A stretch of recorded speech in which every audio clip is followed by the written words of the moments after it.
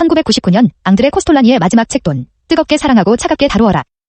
책 돈이란 무엇인가 1991년작과 겹치는 내용이 많다. 조금 더 상세하게 설명한 부분도 많다. 그래서 그 책 내용과 비교해서 차이점 또는 공통점도 설명하면서 만들어본다. 제1장, 돈의 매력. 돈에 대한 욕구는 경제적 진보의 원동력이고 자신의 창의성, 성실 그리고 위험을 감수하게 된다. 의학의 발전을 이끈 경제적 진보가 없었더라면 오늘 93세가 된 내가 없었을 것이다. 나는 자본주의 경제체제가 마냥 옳다고 주장하고 싶지는 않다. 하지만 엄청나게 뛰어난 사기라고 인정한다. 아마도 자본주의 경제체제가 인간의 본성에 좀 더 가깝기 때문일 것이다. 많은 이들에게 돈이란 힘과 지위를 상징한다. 돈은 육체적 장애, 흉측한 외모 등 모든 불행을 기꺼이 보상해준다. 다른 이들에게 돈은 의학적 보호, 건강, 수명 연장을 의미한다. 그리고 내게 건강 다음으로 가장 큰 특권인 독립성을 유지하는 데 크게 기여했다. 소유하는 목적이 아니라 돈을 버는 행위 자체에서 본질적인 자극을 느낀다는 사람도 많다. 나는 나의 생각이 옳았다는 사실에 기뻤다. 지성인과 예술가들에게 돈을 버는 일이란 또한 그들의 작품이 얼마나 인정받았는지를 보여주는 척도다. 돈은 그 사람이 이뤄낸 성공의 표현이고 어떤 여자는 그 점에 매료되는 것이다. 돈은 그것을 열정적으로 갈망하는 사람에게 향한다. 돈과 적절한 거리를 우리는 유지해야 한다. 즉, 돈을 뜨겁게 사랑하되 차갑게 다뤄야 한다. 상승하는 주가를 뒤쫓기보다 하락하는 주가와 정면 승부를 봐야 하는 주식시장에서는 더욱 더 그렇다. 과도한 인색함으로는 결코 진정한 백만장자가 될 수 없다고 나는 확신한다. 백만장자가 된다는 것은 독립적이라는 것을 의미한다. 나는 상황에 따라 가격 상승뿐만 아니라 하락에도 투자했다. 나는 모든 영역에 투자를 했고 어떤 상황에서도 버텨냈다. 내일 무슨 일이 벌어질지 나는 모른다. 하지만 어제 그리고 오늘이 어땠는지는 잘 알고 있다. 투자는 과학이 아니라 예술이다. 주식시장에서도 초현실주의에 대한 이해가 필요하다. 때로는 물고나무를 서야 할 때가 있다. 투자자가 되려면 호기심으로 시작하지만 어느새 즐기고 결국은 돈을 벌기 위한 목적으로 돈의 뒤를 쫓는다. 투자자는 날마다 새로운 도전을 하는 지적인 활동이며 내 연령대가 되면 갈수록 더 필요한 정신적 체조임이 분명하다. 이 분야에서는 신중하게 심사숙고하고 투자를 해야 한다. 제2장, 증권동물원. 투기는 성경에도 기록되어 있다. 풍년의 남아도는 곡식을 대량으로 저장한 뒤 흉년이 이어지면 그것을 다시 시장에 비싼 가격으로 되팔았다. 존 김, 반대로 주식 투자자 입장에서는 강세장에서 매도해서 현금을 확보하고 약세장에서 다시 현금으로 싸게 사는 것도 방법이군. 인류가 존재하는 한 투자와 투자자가 존재한다. 투자의 역사는 인간은 놀이하는 존재, 호모 루덴스로 태어났기에 놀면서 이기기도 하고 지기도 한다. 많은 돈이 있다는 것은 이미 자신과 가족을 부양할 수준을 갖춰놓은 상태를 의미한다. 자식의 교육비와 연금 비용, 집을 소유한 능력이 있다면 투자라는 지적인 모험과 자신의 부를 증식하기 위한 시도를 해볼 수 있다. 다만 주식광이 되는 것은 지양해야 한다. 증권거래소에서 한 번 돈을 잃기 시작하면 그 액수를 버텨낼 자산가가 없기 때문이다. 장기간 돈 쓸 일이 없다면 그 돈을 우량 주식에 투자할 수는 있겠지만 어떤 상황에서도 투기는 금물이다. 투자자의 두 번째 전제 조건은 돈을 쓰는데 시간적 제한이 없어야 한다는 것이다. 주식시장에서는 뭐든 생각하는 대로 일이 진행되지 않는다. 올바른 생각을 가지고 있으면 언젠가는 돈을 벌겠지만 그것이 언제가 될지는 누구도 알 수 없다. 또한 투자로 정기적인 수입을 올릴 수 있을 것이라고는 속단해서는 안 된다. 엄청난 수익을 얻어 부자가 될 수도 있지만 반대로 돈을 잃을 수도 있고 손실이 엄청나다면 파산할 수도 있다. 주식 투자에 뛰어들려는 사람은 어느 정도의 위험을 감수하겠다는 마음의 준비가 필요하다.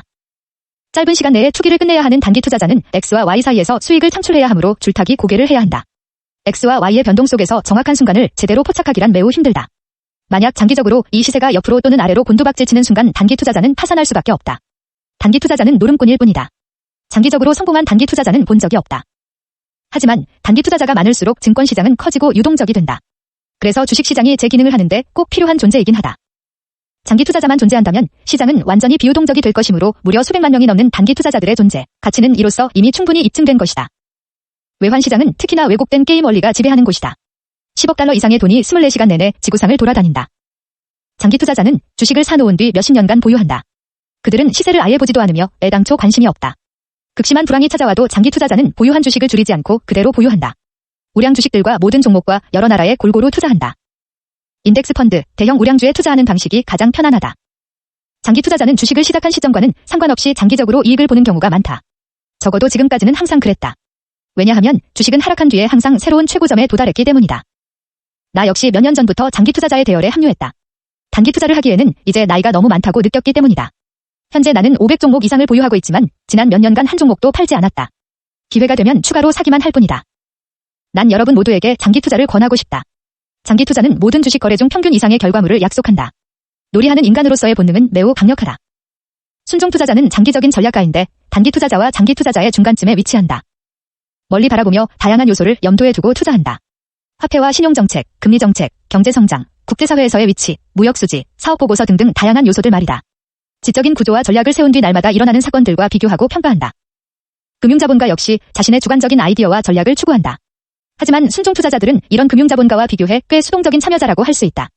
순종 투자자들은 행간 사이에 숨어있는 그 무엇을 이해하는 비결이 있다. 그들은 누군가를 설득해 뭘 팔아야 하는 사람들이 아니다. 얼마나 귀족적인 직업인가. 투자란 부와 파산 사이를 오가는 위험한 항해다. 돈, 인내, 강심장으로 무장한 훌륭한 대화, 경험 많고 주체적으로 사고하는 똑똑한 항해사가 필요하다. 투자자는 의사처럼 분석하고 진단한다. 진단은 무엇보다 중요하다. 진단을 하지 않으면 치료를 위한 처방을 할 수 없기 때문이다. 금리 정책, 재정 정책, 세계 경제 등에 대한 지식을 바탕으로 총체적인 그림을 구상하고 최종 진단을 내려야 한다. 투자자의 운명은 줄타기 고개사와 비슷하다. 모든 것을 조금씩 아는 것은 아무것도 모르는 것과 같다. 투자자가 의사와 다른 것은 학교에서 배울 수 없다는 것이다. 투자자의 무기는 첫 번째도 경험이고 두 번째도 그리고 세 번째도 경험이다. 가장 값진 경험은 손실이 많았던 거래를 통해서 얻은 것이었다. 주식 투자로 본 손실은 경험적인 측면에서 보면 수익이다. 장기적인 측면에서는 현재 잃은 것이 충분히 상쇄될 것이라는 이야기다. 다만 실패를 수익으로 전환하려면 우선 손실의 원인을 제대로 분석해야 가능하다. 심각한 손실을 경험한 후에야 비로소 사건의 밑바닥으로 되돌아가 무엇이 문제였는지 면밀히 분석해보게 되는 것이다. 경제학자들은 계산만 할 뿐 생각은 하지 않는다. 학습 내용과 현실과의 상관관계에 대해서는 잘 모른다. 제3장, 투자, 무엇으로 할 것인가? 나는 주식에만 투자한 것이 아니다. 가장 큰 수익은 채권을 통해서 얻었고 외환시장과 원자재 시장에도 투자했다. 그 밖에 유가물 부문에서도 경험을 축적했다. 투자자는 전 세계 방방곡곡에서 벌어지는 사건, 세계 정치, 돈의 흐름, 선진 산업국가의 내외 정치, 세계은행과 IMF의 결정, 파리클럽의 채무 협상, 신기술 개발, 팔레스타인 문제, 심지어 브라질과 중국의 날씨에 이르기까지 모든 분야를 관찰하고 분석한다. 매매 가능한 채권의 시세는 당시의 금리 상황에 따라 변한다.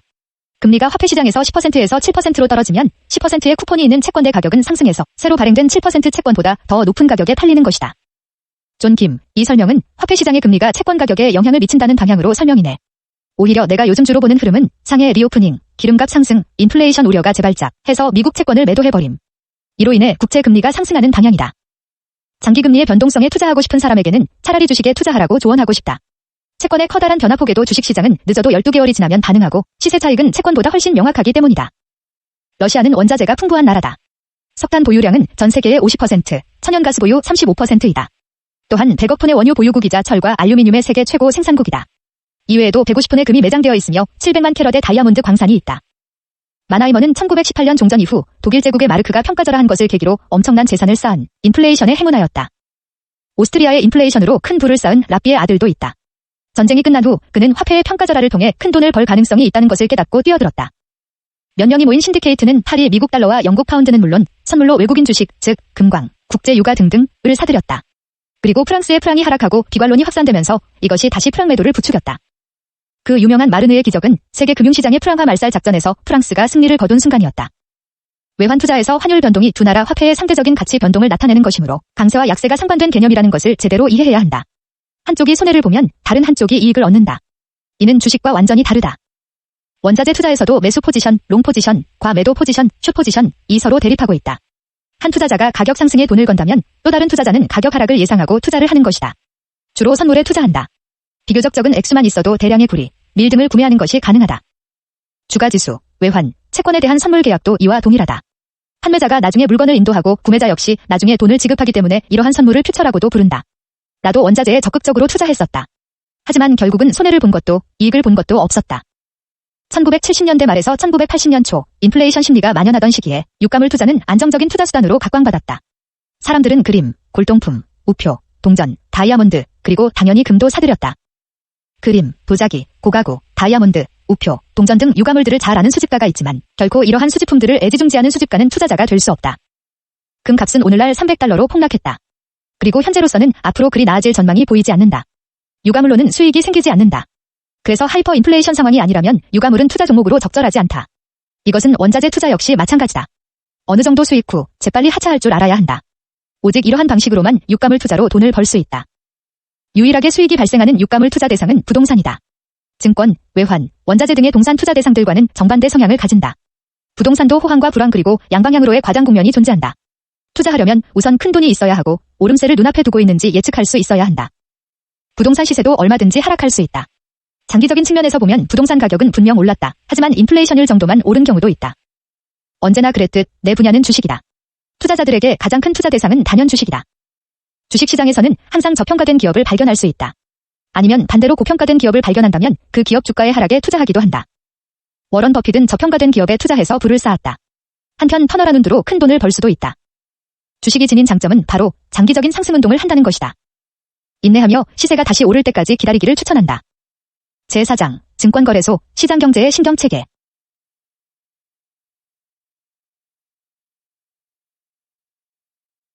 과거에는 운송비에 따라 기업의 주가가 달려졌다. 암스테르담으로 들어오는 배에는 항상 진귀한 물건이 가득했고 점점 더 가치 있는 물건들이 들어왔다. 1688년 네덜란드의 인도 회사에 사상 최초의 주식 폭락의 대혼란이 찾아왔다. 현물거래와 선물거래를 했었는데 선박들이 파손을 업어서 뜨거웠던 투자 열기가 식어버리고 말았다. 피어오른 불씨는 무한해 보였던 신뢰를 집어삼켜버린다. 단번에 원래 가치의 10분의 9가 증발해버렸다. 17세기 중반에 이미 상승장과 하락장을 활용하기 위한 여러 전략이 구상되어 있었다. 증권시장에서 적어도 2번 이상의 실패를 경험해보지 않은 사람은 투자자라는 말을 들을 자격이 없다고 생각한다. 시세를 널뛰게 만드는 요인들은 환상, 짜증, 낙관론과 비관론, 놀람과 신념, 희망과 두려움, 돈 또는 채무 등이다. 증권거래소는 인간을 생각하는 인간 호모사피엔스에서 놀이하는 인간 호모루덴스로 개조하는 데 일조했다. 상품거래소와 외환거래소는 상품의 유통과 공정하고 투명한 가격 형성을 담당한다. 가격 손실의 위험도 최대한 줄여준다. 은 무한해 보였던 신뢰를 집어삼켜버린다. 단번에 원래 가치의 10분의 9가 증발해버렸다. 그럼에도 자본주의의 최고 동력은 주식시장이다. 그 기초는 주식회사이고 주식 투자가 그 연료다. 투자가 없었다면 산업사회의 혁명적 변화인 기차, 자동차, 기름, 전기, 컴퓨터, 그리고 현재의 인터넷이 이루어지지 못했을 것이다. 투자자들은 투자 수익을 보고 투자를 하는 것이지만 결국은 자기 자본을 경제에 제공하는 셈이다. 경제성장, 고용, 진보를 위해 자본은 필수 불가결한 것이다. 기업가가 재원을 확보하는 방법은 두 가지인데 첫째 빚을 얻는 방법으로 주로 은행에서 대출을 받거나 채권을 발행하는 것이다. 다른 하나는 주식의 형태로 기업의 일부를 파는 것이다. 둘 다 장단점이 있다. 대출의 단점은 기업이 매우 오랜 시간에 걸쳐 어쩌면 평생 동안 그 빚을 갚아야 할 수도 있다는 것이다. 주식 발행 시에는 주주의 자본을 반환해야 할 의무도 없다. 그 대신 주주는 배당금 형식으로 수익 배분에 대한 참여권을 요구한다. 투자자가 기꺼이 위험을 감수하게 만든다. 세계 경제사의 위대한 발전은 언제나 위험 부담이 큰 모험에서 시작되었고 그것은 지금도 마찬가지다. 코스톨라니가 이 책을 쓴 것은 1999년 전이라서 닷컴 버블 터지기 전인데 이미 버블을 알고 계신다. 문구에는 난 이 인터넷 기업의 주주들이 결국에는 모두 승자가 되리라고 생각하지 않는다. 지금 이 순간 병적인 황홀감에 취한 여러 인터넷 기업의 주식 가치는 1688년 동인도 회사가 그러했던 것처럼 균형을 잃어버렸다. 게다가 시세가 조작된 경우도 여러 번이었다.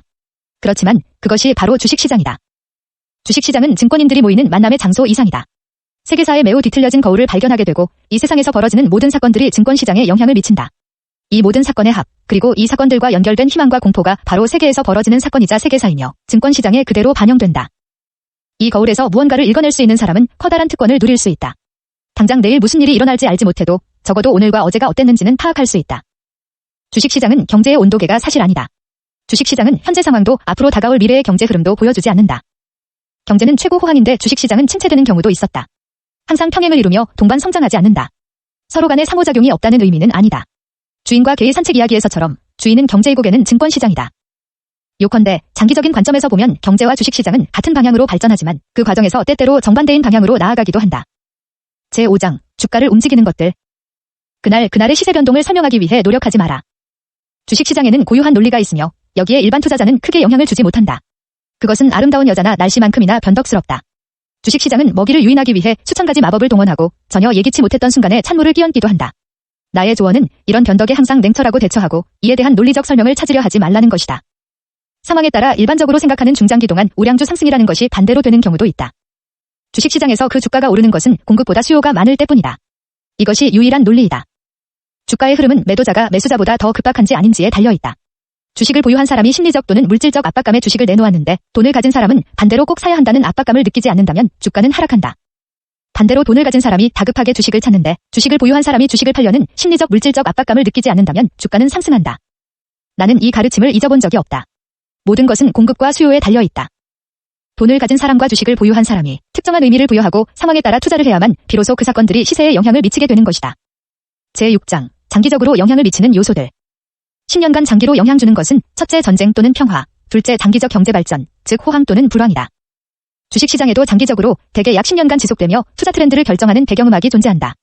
전쟁 또는 평화, 그리고 장기적인 경제 발전의 두 가지 요소가 주식시장에 흐르는 주제음악을 결정한다. 안타깝지만 호황기를 목전에 둔 상황에서 바로 그 앞에 침체기를 견디지 못하고 모든 것을 잃을지 모른다는 두려움에 주식을 팔기도 한다. 미국만이 거대한 세계 강국이 되는 팍스 아메리카나. 그것으로 장기적인 세계 평화가 보장되었다. 어디선가 화염 냄새가 풍겨오는 동안은 투자자들은 주식에 투자하려고 하지 않는다. 대신 금, 유가물을 안전한 금고 속에 넣어두려고 한다. 전쟁이 터지면 패전국이나 손실을 입은 국가들은 화폐의 가치가 완전히 추락할 수도 있다. 이러한 상황이 닥치면 주식은 아무런 도움이 되지 않는다. 그때까지 투자한 것이 전부 사라지는 것이다. 이런 상황에서는 전쟁에 개입하지 않은 국가의 화폐 또는 금만이 유용했다. 장기적 관점에서 주식시장은 경제와 떼어놓을 수 없다. 투자자는 국가의 경제를, 세계 경제를 면밀하게 관찰하고 분석해야 한다. 이때 과거가 아닌 미래가 더 중요하다. 시세가 지속적으로 상승하면 단기 거래로 주식을 샀다가 되파는 방식으로 수익을 얻을 수 있다. 하지만 교만해져서는 안 된다. 확실한 것은 도박성의 투자보다는 여러 해 동안 주식을 보유하는 것이 결과가 더 좋다는 것이다. 경제성장이 인간의 욕구에서 비롯된다고 생각한다. 그래서 앞으로도 경제가 계속 성장할 것이라 확신한다. 장애물이 등장하면 노련하게 행동하며 주식시장의 상승 혹은 하강 국면을 예의주시하며 적기를 기다려야 한다. 또 다른 경제성장의 장애 요인으로는 부적절한 조세정책이 있다. 경제성장을 가로막는 가장 큰 문제는 돈이 없다는 것이었다. 돈이 없으면 음악도 없어요. 돈이 없으면 경제는 성장할 수 없다. 근본이제도는 돈의 수급을 방해했다. 과격한 디플레이션 시행이 요구되는 근본이제를 고집할 정부는 세계 어디에도 없을 것이다. 장애물이 등장하면 노련하게 행동하며 주식시장의 상승 혹은 하강 국면을 예의주시하며 적기를 기다려야 한다. 또 다른 경제성장의 장애 요인으로는 부적절한 조세정책이 있다. 경제성장을 가로막는 가장 큰 문제는 돈이 없다는 것이 경제 상황과 투표 결과 사이에 상관성은 있다. 사람들의 생존이 위협받을수록 혁명이 일어날 가능성이 커진다. 화폐의 강약을 결정하는 것은 우선 그 나라의 경제력이고 그 다음은 국가 재정의 경영이다. 오늘날 우리의 경제에 필요한 것은 금융시장의 지휘자인 훌륭한 중앙은행이다. 패드 의장인 앨런 그린스펀은 경제가 돈을 필요로 하면 경제에 돈을 내놓았고 돈이 지나치게 많이 풀려 있으면 통화량을 축소시켰다. 최고의 목표는 통화 가치의 안정이 아니라 정치적 안정이어야 한다. 5%의 실업보다는 차라리 5%의 인플레이션이 낫다. 약간의 인플레이션은 경제에 전혀 해가 되지 않는다. 인플레이션이 없다면 경제는 성장할 수 없다. 미국이 앞으로도 세계 경기를 끌고 가는 기관차 역할을 할 수 있을 때만 불황을 막을 수 있다. 또한 세계를 무대로 사업을 펼치는 대기업들만 살아남을 것이고 지역에서만 활동하는 작은 기업은 전망이 불투명해진다. 유럽중앙은행이 통화량과 경제까지 고려하는 정책을 하면 호황을 기대할 수 있다. 그러면 모든 걸림돌들은 사라질 것이고 주가가 아무리 높이 오르더라도 주식시장은 장기적으로 계속 상승할 것이다. 제7장, 중기적으로 영향을 미치는 요소들. 첫 번째 요소는 돈이다. 주식시장에서 돈이란 산소 또는 차를 움직이는 휘발유 같은 것이다. 돈이 없으면 제 아무리 미래 전망이 좋고 평화가 지속되어 경기가 좋더라도 주식 거래가 활발해질 수 없다. 수중에 돈이 없으면 당연히 주식을 살 수 없기 때문이다. 돈은 주식시장의 액기스다. 두 번째 요소는 심리다. 여론의 투자 심리가 부정적이어서 어느 누구도 주식을 사려고 하지 않는다면 주가가 상승할 수 없다. 돈과 심리, 이 두 가지 요소가 긍정적이어야만 시세가 오른다. 돈 플러스 심리 트렌드. 강 플러스 강, 약 플러스 강 플러스 약 플러스 약. 두 요소 중 어느 것이 강한지에 따라 주가가 다소 상승하거나 다소 하락한다. 그러다가 둘 중 한 요소가 태세를 전환하여 두 요소가 전부 긍정적이거나 전부 부정적이 되면 급격한 강세장 또는 하락장이 온다. 요컨대 크고 작은 투자자가 주식을 사려고 하고 또 살 수 있어야 시세가 상승한다. 금융 상황과 경제 상황을 긍정적으로 판단했기 때문에 주식을 사려는 것이며 충분한 유동자금을 보유하고 있어 그 돈을 쓸 수 있기 때문이다. 이것이 바로 강세장의 비밀이다. 반대의 경우에도 동일한 메커니즘이 적용된다.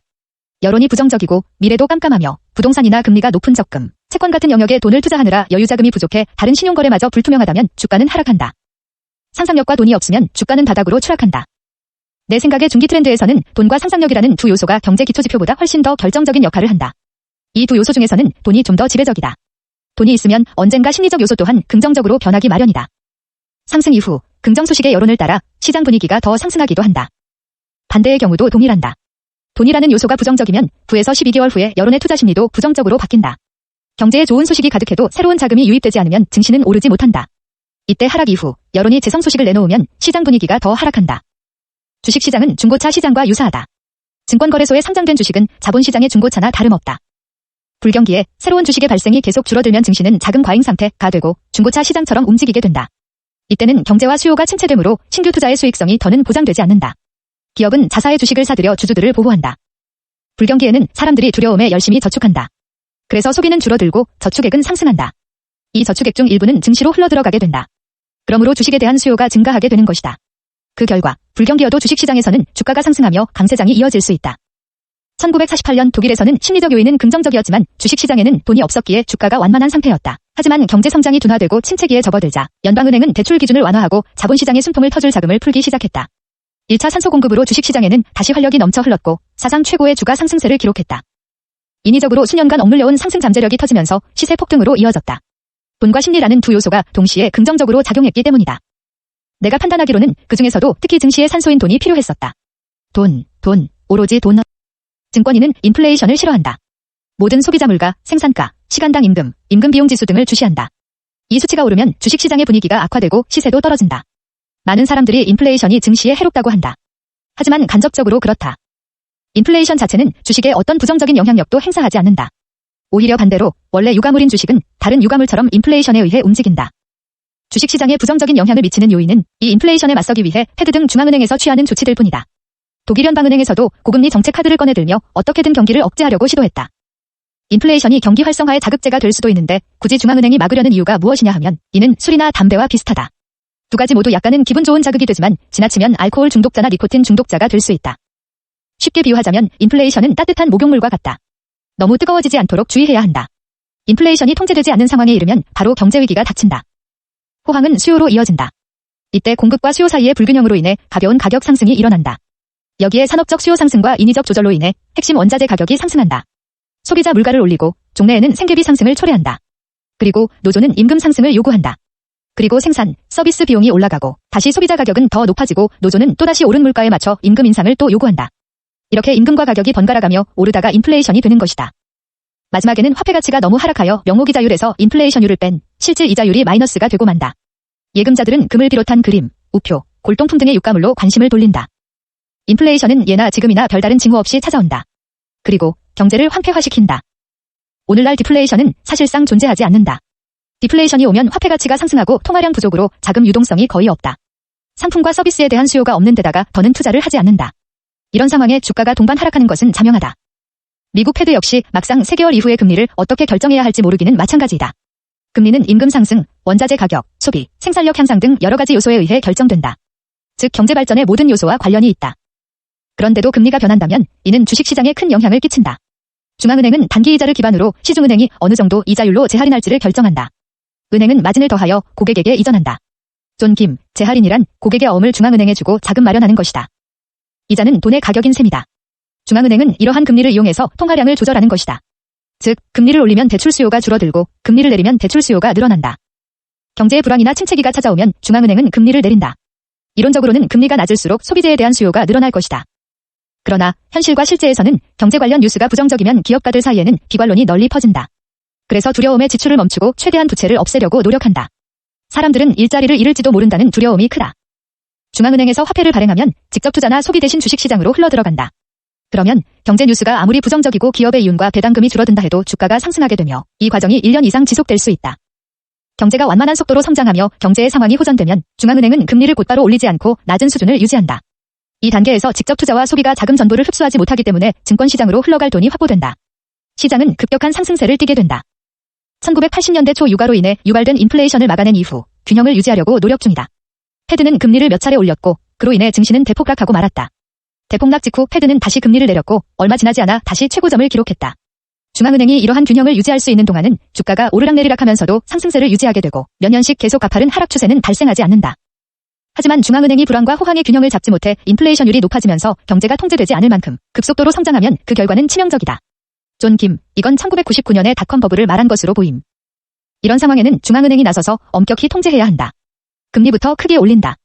높은 금리는 사람들의 심리뿐 아니라 전반적인 경제와 증권시장에 엄청난 영향을 끼친다. 가장 극심한 타격을 입는 것은 증권시장이며 그 작용은 몹시 부정적이다. 금리 상승으로 통화량은 급속히 감소하고 자금 유입 또한 고갈된다. 신용으로 주식을 산 투자자들은 급증하는 금융비용 때문에 주식을 되팔아야만 하는 상황에 처한다. 은행 예금이자가 높아서 은행으로 가는 돈이 많아지면서 예금, 저축, 이 주식 투자의 경쟁 상대로 떠오른다. 그래서 재계에서 여전히 긍정적인 뉴스들이 들려오더라도 주가가 하락하기 시작한다. 금리 인상이 초래한 경제위기는 다소 늦게 나타난다. 기업이 투자를 멈추거나 망설일 때까지 시간이 걸리기 때문이다. 소비자들 또한 신용으로는 사지 않으려 할 것이다. 그에 따라 수요도 위축된다.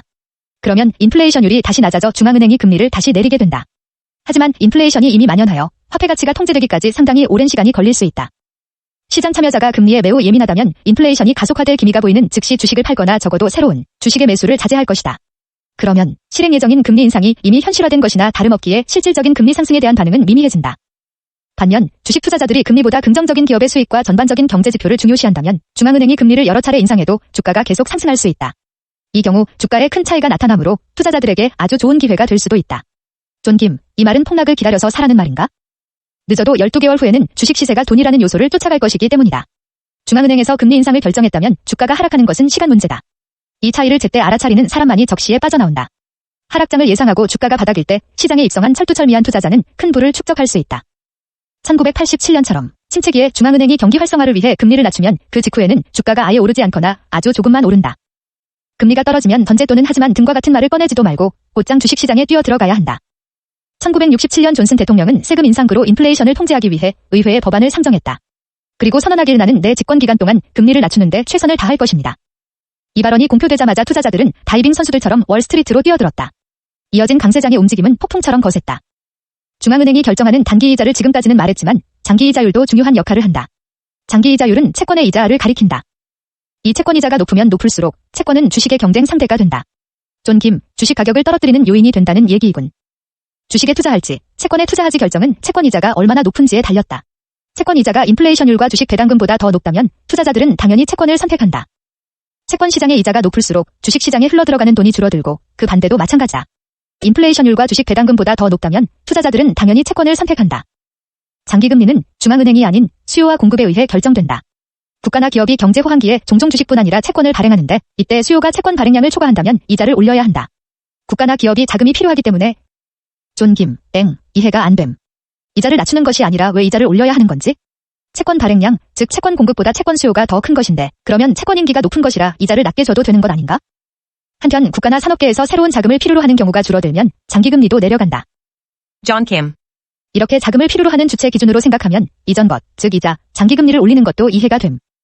물론 단기금리와 장기금리는 서로 밀접한 관계에 있다.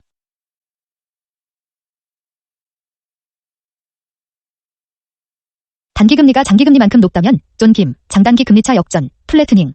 굳이 돈을 장기로 묶어둘 이유가 없다. 예금주들은 돈을 단기적으로 투자하려 할 것이고 장기 채권에 대한 수요가 줄어들 것이다.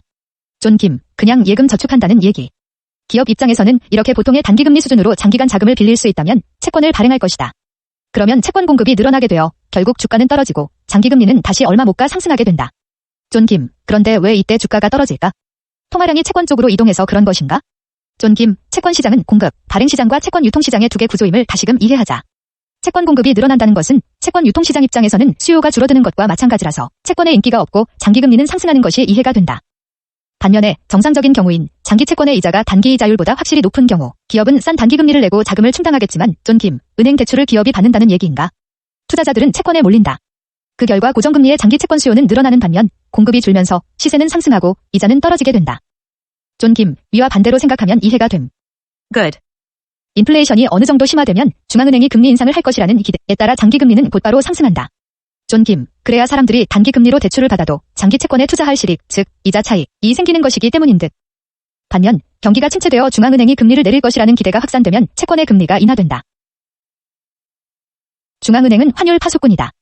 외환 보유고가 충분하지 않을 경우 중앙은행이 자국 통화의 투자 매력도를 다시 높이려면 금리를 올리는 수밖에 없다. 두 나라 통화 사이에 이자 차익 거래가 있다. 금리가 낮은 화폐로 돈을 빌려서 다른 나라에 예금하거나 투자함으로써 손쉽게 수익을 얻을 수 있다. 엔화와 달러화 사이에서 빈번이 엄청난 규모로 이루어졌다. 다만 어느 날 갑자기 엔화가 폭등하면 금리 차익보다 환손실이 많아질 수도 있다는 위험이 도사리고 있다. 이 경우 헤지펀드는 서둘러 보유 중인 미국 채권을 팔아치우려 할 것이다. 그 결과 채권 시장에 상당한 압박이 가해지고 미국 장기금리는 폭등할 것이다. 1994년에는 패드가 금리를 올리자 시장은 충격에 빠졌고 달러 채권 매매가 뚝 끊긴 날들이 이어졌다. 존 김, 패드의 금리 인상은 시장에 엄청난 충격을 주기도 하고 외환 차익 거래 등 시장도 충격을 받는다. 투자자는 항상 이러한 돈에 영향 미치는 요소들을 모든 것을 예민하게 관찰하며 거기서 자신만의 결론을 내야 한다. 그 돈과 관련된 요소들이 기대대로 진행되어도 주식시장의 미래 트렌드를 예측하기 위해서는 무엇보다 시장의 심리를 분석할 수 있어야 한다. 1987년의 경우에는 채권과 주식시장 모두 폭락했지만 1994년에는 채권시장만 폭락하고 주식시장은 OK였다. 그리고 돈의 흐름이 다시 풀리자마자 증시는 폭등했다. 존 김, 돈 매경화가 이래서 중요하구나. 1987년과 1994년의 차이는 바로 대중의 심리다. 돈의 흐름이 유동적이든 아니든 돈이라는 요소에 증권시장이 얼마나 민감하게 반응하는지 그 여부는 전부 대중의 심리에 달려있다. 어느 개개인이 아닌 대중, 그러니까 집단의 심리 분석이어야 한다. 1962년 나는 인간의 심리란 절대 예측할 수 없다는 입장을 표명했다. 심사숙고한 결과 특정 상황에서 개인과 집단의 심리적 동기나 반응은 예측할 수 없다는 입장은 변하지 않았다. 하지만 노련한 주식 투자자라면 개개인이 내리는 결정의 합의 강도, 다시 말해 1. 대중 심리적 반응이 얼마나 격렬한 것인지와 2. 대략적인 시기 정도는 일정 부분 예감할 수 있다는 결론에 이르렀다. 제8장 증권심리학. 시장의 기술적 이해란 증시의 반응 강도를 이해하는 것이다. 증시가 호재성 또는 악재성 뉴스에 반응하는 강도를 이해하는 것이다. 차트가 아니라 다음의 한 가지 질문에 달려있다. 현재 증권의 대다수가 누구의 손에 있는가? 나는 증권 투자자를 부환회동파와 소신파의 두 부류로 분류한다. 소신파는 말 그대로 장기 투자자와 단기 투자자, 즉 투자자를 지칭한다. 게임꾼들은 부환회동파라고 할 수 있다. 소신파는 부환회동파와는 다르게 전쟁에서 승리하기 위해 필요한 4가지 요소 포지를 가지고 있다. 돈, 생각, 인내, 그리고 행운이다. 먼저 돈이 있다는 것은 온전한 자기 자본을 보유하고 있으며 부채가 없음을 가리킨다. 마이너스 잔고만이 있으면 대부분 결과는 부정적으로 끝난다. 더 많은 수익을 얻으려는 욕심에 나의 한계를 넘어서 신용으로 추가 매수까지 했다. 월스트리트에서는 자국민이 대통령을 신뢰하는 것을 매우 중요시했다.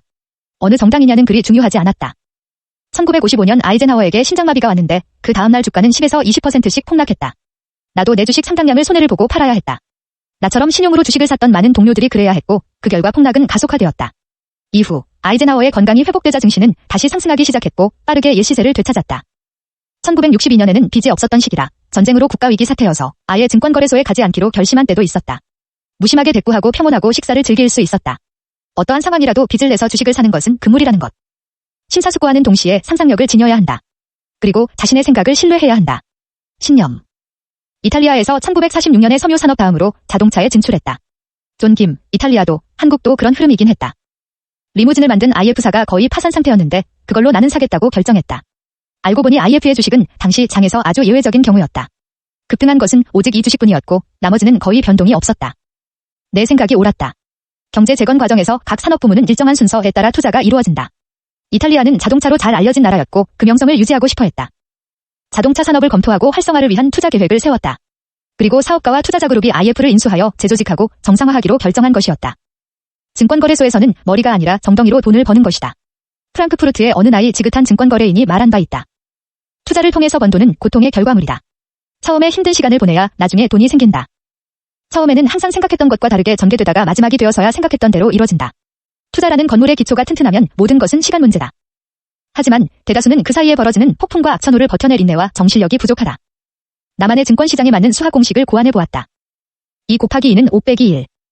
존 김, 은 이렇게 바꿔본다. 2 곱하기 2는 1 더하기 3. 최종 결과는 직선이 아니라 우회로를 통해 나온다는 뜻. 인내가 부족한 투자자는 빼기 1. 존 김의 경우 더하기 3처럼 마지막에 막대한 이익이 등장하기 전에 무너지고 만다. 행운도 필요하다. 전쟁, 자연재해, 정치적 혼란, 새로운 발명, 사기 등 온갖 요소들이 기본 조건들을 무너뜨리기 때문이다. 예를 들어 내가 한 제약회사에 투자했는데 상대편으로 혜성처럼 경쟁회사가 등장해서 치료제를 내놓는다면 등등 그렇게 되지 않는 행운도 필요하다. 돈이 없거나 심지어 빚이 있는 투자자는 인내할 여력이 없다. 자신만의 생각이 없으면 전략도 세울 수 없다. 인내가 없는 투자자에게는 돈과 생각 역시 별 도움이 되지 못한다. 기술적 이해, 즉 주식시장이 호재성 또는 악재성 정보에 어떻게 반응하는지는 오롯이 증권이 소신파 투자자의 수중에 있는가, 이 경우 과매도 시장임. 아니면 부환회동파 투자자의 수중에 있는가, 이 경우 과매수 시장임. 라는 질문에 달려있다. 코스톨라니의 달걀, 나의 경험에 따르면 투자시장, 주식, 채권, 원자재, 보석 등 모든 시장의 강세장과 약세장은 크게 3가지 국면으로 구분된다. 조정 국면, 적응 또는 동행 국면, 과장 국면이 그것이다. 존 김, 달걀 모형과 예시들은 너무 자세한 내용이 많아서 책 P170부터를 참조하라. 대신 일부 얘기만 전달한다. 부환회동파가 소신파에게 주식을 비싸게 사서 나중에 싸게 저점에서 팔면서 국면들이 바뀌어가는 것으로 이해된다. 선물계약, 선물계약을 체결한 상태에서 시장이 후퇴하여 손실을 입으면 브로커는 곧바로 소위 마진이라 불리는 추가 증거금을 채워줄 것을 요구한다. 이것이 추가 증거금 요청, 마진콜이다. S&P 500 지수 선물계약이 같은 기간 주식 가치보다 많은 날도 있었다. 이런 일이 거듭되면 선물시장이 주도권을 쥐게 된다. 개가 꼬리를 흔드는 것이 아니라 꼬리가 개를 흔드는 양상이 되어버린 것이다. 엘리엇 파동 만든 사람이 유명해진 현상을 보면 많은 증권이 이미 부환회동파 투자자의 손에 들어가 있다는 것을 증명하는 명백한 징표였다. 허황된 기쁨에 빠진 부환회동파 투자자들은 돈이라는 요소가 부정적이라는 사실을 깨닫지 못했다. 존 김, 오히려 슬픈 가여운 보통 사람들 아닌가? 지금까지 팽창한 통화량이 강세장의 원동력이었지만 앨런 그린스펀은 인플레이션의 위험을 예방하려는 의지가 강했다. 그래서 1987년 여러 차례 금리를 인상했다. 8월이 되자 시장은 하강운동의 조정 국면에 접어들었다. 새로운 매수자가 없었으므로 약간의 매도 계약만으로도 시세가 하락했다. 10월 중순이 되자 동행 국면으로 접어들었다. 집에 불이 날까 봐 예방하기 위해 집을 파는 시기 되어서는 안 된다. 포트폴리오 보험이라고 불리는 것이 그런 꼴이다. 선물시장에서는 투자자들의 강제 해지로 인해 생긴 지수 선물시장의 시세 하락이 계속되었다. 마치 영화 상영관에서 모두가 하나뿐인 비상구로 우르르 몰려드는 것처럼 실제로 불이 나지 않았어도 사망자와 부상자가 속출한다. 시장이 폭락한 것이다. 바람이 잔뜩 들어간 풍선을 바늘로 찌른 격이었다. 이때 1987년 10월 19일 이 말도 안 되는 덤핑 가격에 주식을 산 사람은 누구였을까? 바로 소신파 투자자들이었다. 수중에 현금을 보유하고 있었고 게다가 인내력까지 갖추고 있었다. 이러한 증권 동물원을 어슬렁거리는 많은 어리석은 사람들이 있다. 실제로 손실을 보는 사람은 비싸게 사서 싸게 판 사람들뿐이다. John Kim? 주가가 떨어지고 있다고? 고작 그걸로 내가 흥분해야 하나? 나는 아우슈비츠에 3년이나 있었다네. 존 김, 나는 회사에 21년간 있었고 군대에도 2년 2개월이나 있었다네. 초, 중, 고, 대학원까지 23년 정도를 학교에서 참고 수업을 들었다네. 1987년에 나는 매수자의 입장이 아니었고 현금도 보유하고 있었던 터라 마음이 매우 편한 상태였다. 더욱이 대규모 폭락을 예견하고 몇몇 주식은 이미 매도한 뒤이기도 했다. 폭락 바로 다음 날에 앨런 그린스펀이 한 말 덕에 다음 호황은 시간 문제였다. 미국 연방준비제도이사회는 경제 및 금융시장의 지원을 위해 모든 수단을 동원하여 자금 유동성을 늘릴 계획입니다. 5만 명에 달하는 골든보이들이 해고되었지만 다행히 목숨을 잃지는 않았다. 건강한 정화 작업의 일환이었다. 1998년의 시장은 다시 과장 국면이었다. 동남아시아의 경제위기, IMF 등 심각한 상황의 러시아 재정, 과장된 투자 열기 열풍에 대한 그린스펀의 경고, 이 세 가지 바늘이 풍선을 찌르자 시세가 하락했다. 1998년의 위기는 1987년처럼 시장을 싹 쓸어내며 정화하지는 않았다. 1998년 이후 1년이라는 시간이 흘렀고 과거의 지수를 회복했음에도 불구하고 두려움은 오히려 더 커졌다. 1999년 지금은 인플레이션과 금리 상승을 두려워한다. 언제나 그랬듯이 유행 뒤에 한 차례의 후퇴는 피할 수 없다. 1982년과 1987년 사이에 있었던 증권시장의 변동은 사이클 순환의 대표적인 사례다. 주식이든 채권이든 원자재든 혹은 부동산이든 증권시장의 모든 사이클은 동일한 패턴으로 움직인다. 두려움과 무모함 사이에서 춤을 추는 인간의 심리를 비춰준다. 붐과 주가 폭락은 서로 분리할 수 없다. 경기가 호황에 접어들면 붐은 풍선처럼 부풀어 오르기 시작한다. 결국에는 바늘에 터져버린다. 피할 수 없는 숙명이며 영원불멸의 법칙이다. 붐 없이는 폭락도 없고 또 폭락 없이는 붐도 없다. 초기의 상승운동은 전통적인 범주 내에서 온건하게 진행되다가 비이성적인 수치로 흘러간다. 종국에는 무가치한 주식까지도 상승운동에 포함된다. 사람들에게 성공이 보장된 투자인 게 분명해 보였으니 말이다. 이런 상황을 우려하는 경고는 귀에 전혀 들리지 않는다. 사람의 세포가 변하지 않듯 증권거래소의 세포 역시 변하지 않는다. 부자였던 사람들이 지금은 가난해졌다. 있었는데 없다. 1929년 산업 생산이 꾸준히 증가했고 소비 또한 늘어났다. 모두 기적의 약, 신용 덕분이었다. 이후 1929년 9월 포토마텐 스캔들로 심리적으로 단 한 번의 신뢰가 무너졌다. 트러스트나 지주회사의 정직성을 의심하기 시작했다. 하지만 주가가 오른다는 것 하나만큼은 분명했다. 주가가 오를 때만 주식을 사는 대중에 의해 주가는 더욱 더 올라갔다. 증시의 붐은 유입되는 돈과 주식 투자를 목적으로 한 대출에 의해 커다란 풍선처럼 부풀다가 바늘에 터지고 만다. 증시의 붐을 거치지 않은 공황은 없으며 공황으로 끝나지 않은 붐도 없다. 무엇보다 심리적 요소인 공포를 잠재우려면 최대한 빨리 치료제인 돈을 구해야만 한다. 결국 끝없는 낙관론이 끝없는 비관론으로 뒤집혔다. 공급 과잉으로 주가는 다시 하락했고 시세 하락은 또 다른 매도를 촉진했다. 절망감은 널리 퍼져나갔다.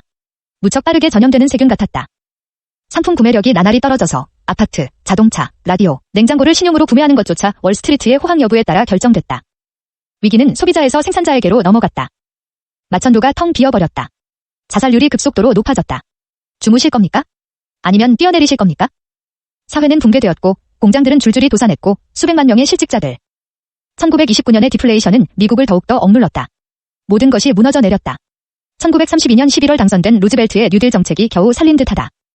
여기서 질문을 던지자면 순환하는 주식시장의 사이클에서 투자자가 성공하려면 어떻게 행동해야 할까? 투자자는 소신파에 속해야 하고 현대 경제순환과 반대로 행동해야 한다는 것이다. 하강의 제3국면에 이르러 주가가 떨어진다고 해도 놀라거나 동요하지 말고 주식을 매수해야 한다. 상승운동의 1국면에서는 이미 최저점을 넘었기에 추가 매수가 필요하다. 제2국면에서는 관망, 제3국면에서는 화랑기가 찾아올 때 미련 없이 시장에서 나갈 준비를 해야 한다. 핵심은 현재 시장이 어느 국면에 위치하고 있는지 파악하는 것이다. 숙련된 투자자는 이것을 손끝으로 느낀다. 촉, 어디에나 적용 가능한 만능 비법은 존재하지 않는다. 촉은 오직 경험으로만 얻을 수 있는 것이다. 악재에도 시장이 위축되지 않는다면 시장이 과잉매도 상태이며 곧 바닥에 이른다는 징후라 볼 수 있다. 주식은 이미 소신파 투자자의 수중에 있는데 그들은 이러한 악재에 전혀 개의치 않는다. 반대로 시장이 호재성 소식에서도 아무런 반응을 보이지 않는다면 이것은 과잉매수 상태.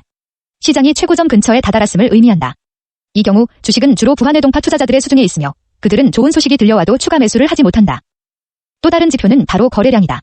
시세가 하락하면 일시적으로 거래량이 늘어나는데 이는 많은 주식이 부한해동파의 손에서 소신파의 손으로 넘어가고 있음을 의미한다. 거래량이 증가하는데도 주가가 계속 하락한다면 그것은 다음 상승운동 국면이 시작할 때가 가까워졌다는 징조인 것이다. 오랜 기간 거래량이 적은데도 시세가 지속적으로 하락한다면 이것은 시장에 좋지 않은 징조다. 주식이 대부분 부한해동파의 손에 있다는 뜻이기 때문이다. 설령 이들이 당장 오늘 내다 팔지 않는다 해도 일주일 혹은 한 달 안에 모든 주식을 내놓을 수 있기 때문이다. 반대로 거래량이 많은 상황에서 주가가 계속 오른다면 이 또한 좋지 못한 징후다. 거래량이 많으면 증권거래소는 약세를 보이기 때문이다. 세 번째 하강 국면으로 접어든다. 별표나는 거래량이 많으면서 시세가 상승하는 시기가 매수하기에 아주 좋은 시기라는 의견에 반기를 든다. 만약 거래량이 적은 가운데 시장이 상승하면 이는 매우 긍정적이라 볼 수 있다. 주식의 대부분이 여전히 수신파의 수중에 있다는 사실은 분명하다. 거래량이 적은 시장이 상승하거나 하락하면 현 주식 트렌드의 흐름이 지속될 것을 의미한다. 거래량이 늘어나는데도 상승하거나 하락한다면 트렌드가 반전될 전환점이 얼마 남지 않았다는 의미다. 주식에 대해 전혀 모르던 사람들, 항공사 기장, 카페 웨어터 등등까지 주식시장에 관심이 보인다. 그래서 마지막 비관론자까지 낙관론자로 태세를 전환하면 시장은 강세장 상봉면의 끝에 있다. 시장이 과열되어 있다고 나는 판단한다. 반대로 마지막 낙관론자마저 비관적으로 바뀌면 시장은 약세장의 제3국면, 즉 하강운동의 끝에 도달한 것이다. 말이 쉽지 실제로는 너무 어려운 일이다. 전문가들이 매도하라고 할 때 이 여론과 반대로 매수를 감행하기란 정말 쉽지 않다. 결국에는 시장의 순환을 역행하는 것이 가장 좋은 선택임을 깨닫게 된다. 이런 대중의 히스테리에 휘말리지 않으려면 훈련을 거듭해야 하고 냉정한 것을 넘어 냉소적이어야 한다. 배짱도 필요하다. 자신있게 난 알아. 하지만 다른 사람들은 전부 어리석지라고 말할 수 있어야 한다. 만약 대중심리에서 벗어나 하강운동의 과장 국면에서 주식을 매수하는 데 성공했다면 그 후에는 주가가 계속 떨어지더라도 그 주식을 계속 보유할 수 있는 강한 주관을 지녀야 한다. 이때 손실이 점점 늘어나면 머릿속이 복잡하다 못해 정신을 못 차릴 수도 있기 때문이다. 존 김, 어지러질, 심장 철렁함. 이 고비마저 극복했고 마침내 시장이 다시 상승운동을 시작하여 강세장이 진행되어도 그 사이사이에는 항상 주가가 하락하는 구간이 존재한다. 이 전개가 제대로 이해되지 않는다면 상황을 새롭게 검토해야 한다. 진단 결과, 그것이 지나가는 흐름이라는 결론이 나온다면 투자자는 상황에 굴복하지 말고 그 자리를 꿋꿋이 지켜야 한다. 하지만 전쟁이나 주요 정치적, 경제적 결정, 금융정책, 정권 교체 등 미처 가늠할 수 없었던 중대한 변수가 생기면 신속하게 결정해서 당장 던져버려야 한다. 존 김, 2022년 6월 이미 발생된 이벤트들이어서 던져버릴 상황은 아님. 다시 말해 투자자는 언제라도 결정적인 순간이 닥치면 자신의 생각과 계획을 버릴 준비가 되어 있어야 한다. 단, 자신의 신념이 확고하다면 끝까지 버텨야 한다. 그러나 상황이 근본적으로 바뀌고 있고 갑자기 내가 잘못된 배를 타고 있다는 사실을 깨달았다면 최대한 빨리 뛰어내려야 한다. 투자자는 단단한 동시에 유연해야 한다. 상승 제3국면 초기에는 시세가 폭등하기 때문에 이 큰 수익을 놓치면 아깝다. 돈이라는 요소가 긍정적이면 제3국면이 상당 기간 동안 유지될 수 있다. 통화량의 팽창으로 거래가 계속 형성된다. 이런 식이라면 투자자들이 자신의 논리를 억눌러도 괜찮다. 존 김, 즉 이익을 빨대로 쭉 빨아서 최대한 향유하라는 말인 듯. 투자자는 똑똑해야 하는 동시에 때로는 어리석은 사람처럼 행동할 줄 알 정도로 지혜로워야 한다. 이럴 때는 비판적 이성을 잠시 내려놓고 주류에 휩쓸려 본다. 하지만 모든 일에는 정해진 한도가 있듯이 그 과정에서 선을 넘지 않도록 주의해야 한다. 시장의 낙관주의는 24시간 내에도 심각한 비관주의로 뒤바뀔 수 있다. 투자 이후에는 뉴스를 보지 말아야 소신을 지킬 수 있는 경우가 있다. 약세장 투자자는 아직 잡지도 않은 곰의 가죽을 파는 사냥꾼과 같다. 하지만 사냥에서 실수하면 그는 자신이 약속한 것을 이행하기 위해 비싼 금액을 지불하고 다른 사냥꾼에게서 가죽을 사와야 한다. 바로 이것이 약세장 투자의 리스크이다. 강세장과 약세장 두 가지 방향으로 가면 투자하는 투자자는 매우 극소수에 불과하다. 나는 증권 투자 생활을 약세장 투자자로 시작했다. 1929년 이후 미국의 엔지니어와 기술자들이 독일로 건너와 미국 표준에 맞춰 공장 및 작업 방식에 근대화를 지원해 준 적도 있다. 존 김, 미국이 전통의 기술 강국 독일에게 기술을 알려주다니 놀랍네. 프랑스의 푸엔카레는 인플레이션을 막고 환율을 안정시켰다. 나는 심각한 심리적 위기 상황에 처한 적이 있다. 처음에는 돈이 단지 목적을 이룰 수단이었지만 나중에는 그 자체가 목적이 되어 그 밖의 것을 전부 우습게 보게 되었다. 돈의 가치평가는 올라가는 한편 실제 돈으로 살 수 있는 모든 것들, 이른바 현실 가치는 내려간다. 이런 태도는 전형적인 디플레이션 경제 이론으로 이끌게 된다. 이것은 약세장 투자자가 되기에 아주 적합한 사고 방식이었다. 나는 주가가 하락할 때만 투자를 할 수 있었다. 그래서 늘 약세장이 되기만을 기다렸다. 당시 건강한 이성이 내게 이 모든 것이 허세일 수도 있다고 말해주었다. 이때 나는 사람들이 전부 강세장에 투자한다면 나는 정반대로 약세장에 투자해야 한다는 생각이 들었다. 마침내 내 직관이 옳았음을 증명했고 돈의 구매력이 상승하면서 나는 2배의 수익을 올렸다. 인플레이션 기간 동안 돈의 가치는 떨어진다. 하지만 디플레이션이 찾아오면 사람들이 가진 돈이 적은 만큼 돈의 가치는 상승한다. 앞서 몇 차례의 경제적 위기를 정확한 감지했던 내 예리한 코 덕분이기도 했다. 나는 많은 수익을 거뒀지만 그것은 타인의 손실과 고통의 대가였다. 자극적이기도 했지만 무엇보다 내 예측이 옳았다는 큰 만족감을 주었다. 하지만 나는 그렇게 혼자가 되었다. 크리거의 자살로 책임감을 느꼈다. 강세장과 약세장 투자자의 수가 동등한 선물시장과는 달리 주식시장에서는 100명 중 95명은 강세장 투자자들이고 약세장 투자자는 5명에 불과하다. 약세장 투자자는 전형적인 비관론자이고 강세장 투자자는 낙관론자다. 즉, 한 사람은 뉴스에서 부정적인 면만 보고 다른 한 사람은 긍정적인 면만 본다. 근본적으로 약세장 투자자라는 것은 참으로 애석한 일이다. 낙관론자는 주머니에 달랑 동전 2개만 있어도 군주처럼 행동하는 반면 비관론자는 금고에 돈이 수북이 쌓여 있어도 여전히 불만인 사람이다. 나는 초보자들에게 약세장이 아니라 무조건 강세장에 투자해볼 것을 조언한다. 물론 강세장 투자자들이 두려움이라는 벽을 뛰어넘어야 하는 반면 약세장 투자의 경우 쉽고 빠르게 진입할 수 있다는 장점이 있다. 하지만 내 경험에 비추어 보면 강세장의 기회가 훨씬 많다. 주가는 1천에서 1만 %까지 오를 수 있지만 반대로 떨어지는 경우는 기껏해야 100%가 최고치이기 때문이다. 제9장, 정보의 정글. 사실 나는 굳이 정보를 찾아 헤매지 않는다. 나는 모든 곳에서 정보를 얻는다. 모든 부류의 사람들에게서 정보를 얻는다. 다만 은행가와 브로커, 애널리스트, 경제학자들은 제외다. 날마다 새롭게 생기는 소식과 정보는 여러 신문을 통해 얻는다. 헤럴드 트리뷴지를 즐겨 읽고 라디오를 듣고 텔레비전도 시청한다. 투자자는 신문을 읽을 때 가장 중요한 정보를 어디에서 즉시 얻을 수 있는지 자신만의 루틴을 습득해야 한다. 특히 행간 사이에 숨겨진 정보를 읽어낼 수 있어야 한다. 이미 주가에 반영된 과거의 자료는 누구나 읽는 헤드라인, 기업 보도, 수익률, 수익 측정, 통계 등이다. 증권거래소에 누구나 아는 뉴스라면 큰 의미가 없다. 행간에서 내일의 시세에 반영될 정보들을 찾을 수도 있다. 어떨 때는 긴 논설 끝에 달린 짧은 문장 하나가 전체 내용보다 많은 것을 시사하기도 한다. 시세 변동에 대한 일일 보고는 필요 없는 것들이다. 달러화가 약세라면 사실 그날 매수자들의 수요가 공급량을 넘어서지 못했기 때문이다. 그리고 매수량을 결정하는 실질적인 동기는 밝혀낼 수 없다. 투자자는 뉴스를 도구로 내일을 예측할 수 있어야 하고 어떤 뉴스가 주식시장에 중요한지 가려낼 수 있어야 한다. 중요한 뉴스 중에서도 그것이 호재인지 악재인지 판단해야 하고 특히 그 뉴스에 대한 저론의 반응을 알아야 한다. 시세의 반응은 완전히 비합리적이고 비이성적으로 보일 수 있다. 술에 취한 주정뱅이처럼 반응한다. 좋은 소식에 펑펑 울기도 하고 나쁜 소식에 웃기도 한다. 나는 이런 현상을 패다 꼼뿔리 기정사실화라고 부른다. 존 김, 선반영과 같은 말인가? 투자란 항상 미래에 일어날 불확실한 사건과 관련되어 있다. 특정 사건이 실제로 일어나 기정사실이 되어버리면 그 사건에 더는 투자할 필요가 없다. 다시 말해, 증권시장에는 미래에 일어날 사건이 미리 반영된다. 수익이 모두가 기대했던 것만큼 높다면 주가는 그 순간부터 떨어지기 시작한다. 예상했던 사건이 적중했고 그 사건은 이제 패다 꼼뿔리가 되어버린 것이다. 하지만 수익이 예상보다 저조하다면 시세는 공시와 동시에 곧바로 하락할 것이다. 기대가 충족되지 않았다는 것만이 중요하다. 반대의 경우로 특정 기업의 수익 감소를 예측하면 주식은 미리 팔릴 것이고 주가는 공시 전까지 계속 떨어질 것이다. 하지만 수익 감소가 예측보다 심하지 않다면 공시가 나가는 순간 흐름이 반전되어 주가는 폭발적으로 상승하게 된다. 1990년 걸프전쟁에서 사담 후세인이 쿠웨이트를 침공한 후 원유 감산에 대한 우려로 유가가 배럴 158.9리터 당 20달러에서 40달러로 올라갔지만 주가는 수개월간 하락했다. 이때 부한의 동파 투자자들은 언제나 그렇듯이 두려움에 휩싸여 주식을 천천히 처분했다. 항상 그래왔듯이 이 주식을 소신파 투자자들이 사들였다. 이윽고 전쟁이 터지자 상황은 180도로 바뀌었다. 전쟁에서 미국이 승리하면서 주가가 천정부지로 치솟았던 것이다. 존 김, 제2차 세계대전처럼 세계대전인 경우에는 예외인 듯. 2차 대전 발발 후 6개월간 상승했다. 하지만 이후 약세장이었다. 전쟁이 터지면 어차피 세상이 전부 끝장날 것이기에 돈의 유무는 아무 상관도 없다던 사람들의 판단은 완전히 틀렸던 것이다. 존 김, 전쟁이 나도 여전히 돈이 중요하다는 얘기임. 사람들 중에는 말을 영리하게 하면서도 행동이 어리석은 사람이 있는가 하면 바보같이 말해도 행동만큼은 영리한 사람이 있다. 나는 후자에 속했다. 패크리의 결정적인 실수는 그의 운명을 나치와 엮었다는 것이었다. 1039년 걸프전에서도 그 이전에서도 전쟁이 일어나면 주가가 떨어지기 때문에 전쟁을 예상하는 증권거래인들은 주식을 내다 판다. 전쟁 전부터 주가는 최저점을 찍는다. 그리고 실제로 전쟁이 터지면 이미 모든 주식이 거래된 상황이므로 증권거래소에 매물 자체가 남아있지 않다. 소신파 수중에 들어간 주식은 절대 매물로 나오지 않는다. 소신파들은 전쟁이 끝나면 주가가 오를 것이라 확신하기 때문이다. 그렇게 시장은 순식간에 매수자는 있지만 팔려는 사람이 없는 상황으로 역전된다. 그러다 어느 순간 강세장이 진행되며 서서히 강해진다. 하지만 이라크의 쿠웨이트 침공처럼 예기치 못한 전쟁이 벌어지면 그 영향은 정말이지 파국적이다.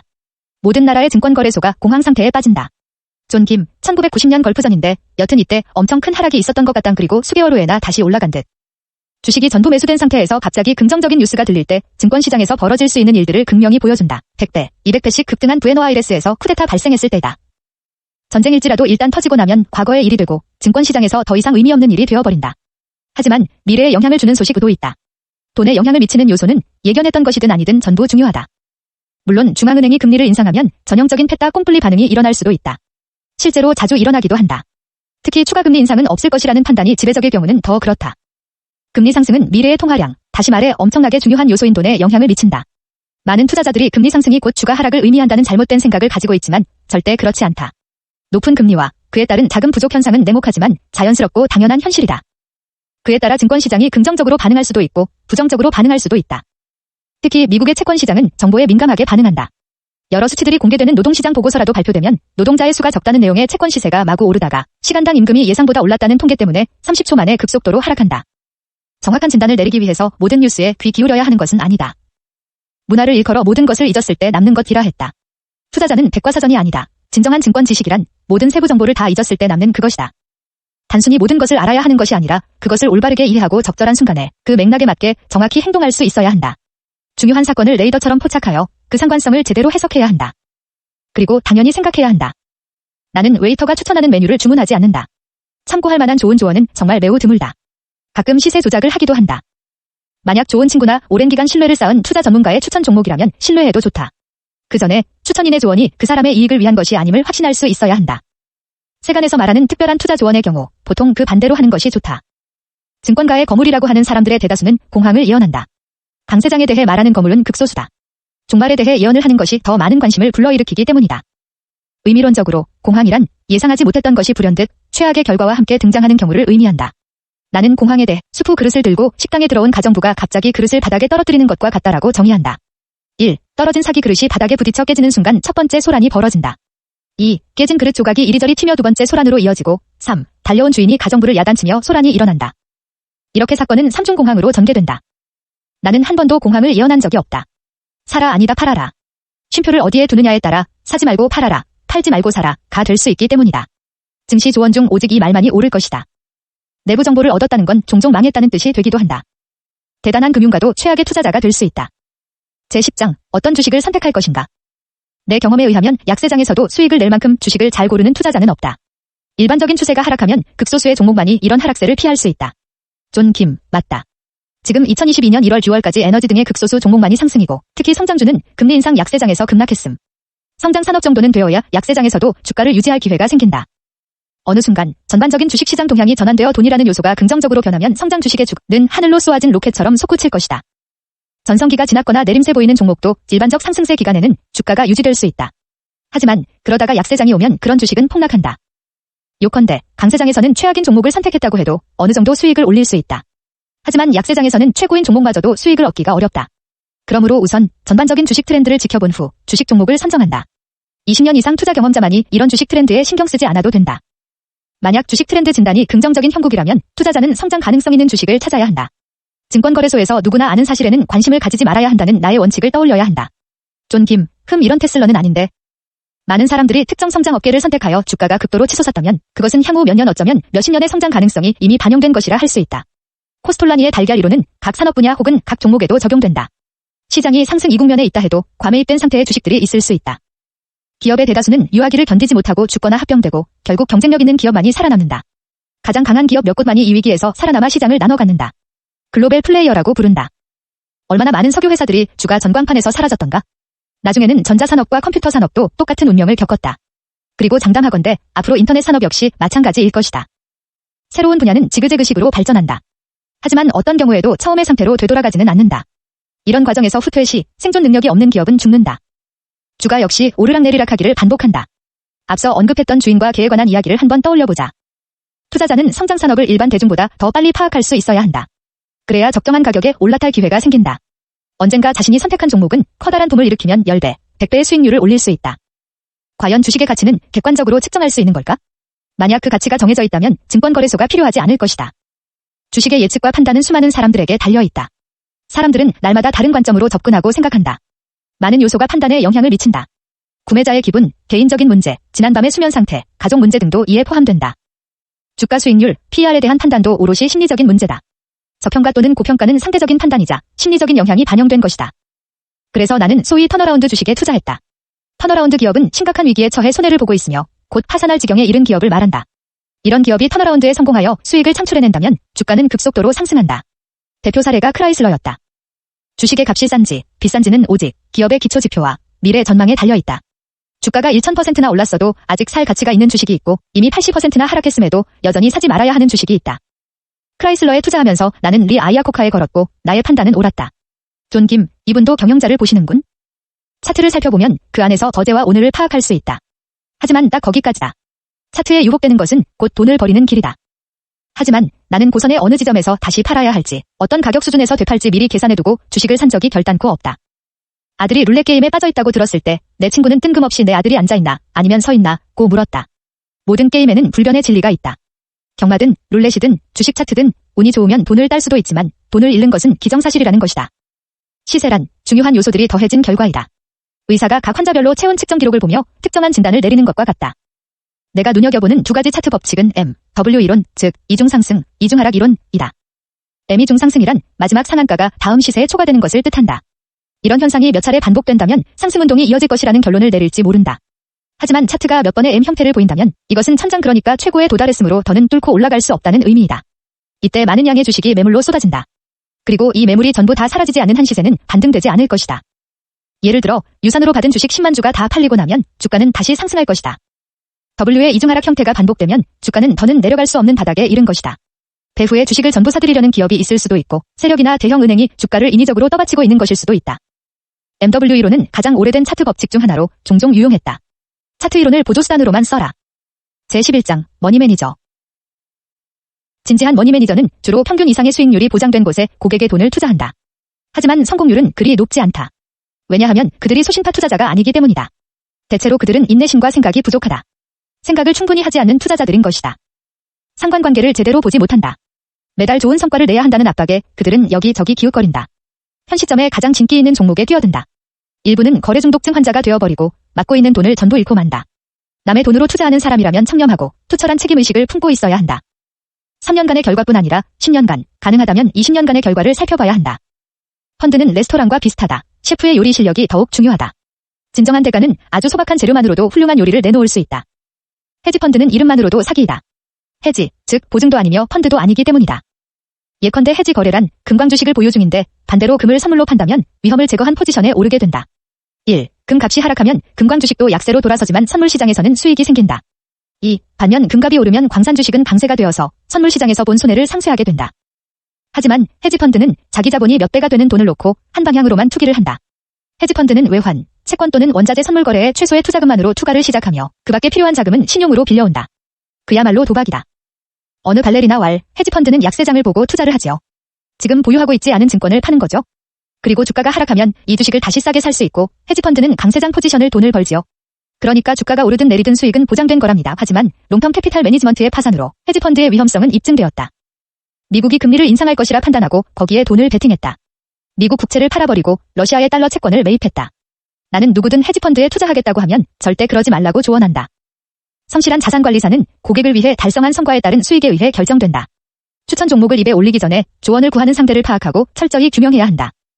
제12장 모험을 하려는 사람들에게. 솔직히 나는 누구에게도 투자자가 되라고 조언하지 않는다. 한번 투자병에 걸린 사람은 쉽게 헤어나오지 못한다. 그중 몇 명은 주식 노름꾼에서 현명한 투자자로 거듭날 수도 있을 것이다. 투자로 번 돈은 고통이 수반된 돈이다. 먼저 고통이 있고 그 다음에 돈이 따라온다. 투자자에게 가장 어려운 일이 바로 주식에서 본 손실을 받아들이는 것이다. 독이 퍼지기 전에 팔을 절단해야 한다. 용서받을 수 없는 실수는 수익의 한계를 정하고 손실을 더 부풀리는 것이다. 이 경우 결과적으로 이익은 줄어들고 손실은 커진다. 올바르고 숙련된 투자자는 수익은 키우고 손실은 비교적 적은 상태에서 잘라낸다. 작은 것에 집착하는 사람은 큰 것을 가질 자격이 없다. 투자자는 포커 플레이어처럼 패가 나빠도 적게 잃고 패가 좋으면 많이 벌어야 한다. 또한 매일 결산하고 수익이 얼마인지 계산하지 말아야 한다. 투자에 있어서 가장 중요한 것은 바로 생각이다. 산책 중에, 조깅할 때, 자전거를 타면서, 비행기 안에서, 차를 타고 이동 중에, 식사할 때는 물론 내가 가장 좋아하는 시간인 음악을 들으면서도 가능하다.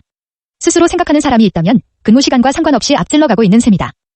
증권 거래는 모든 사람을 자극한다. 증권과 사랑에 빠진다는 것은 단순히 걱정스러운 차원을 넘어 위험하기까지 하다.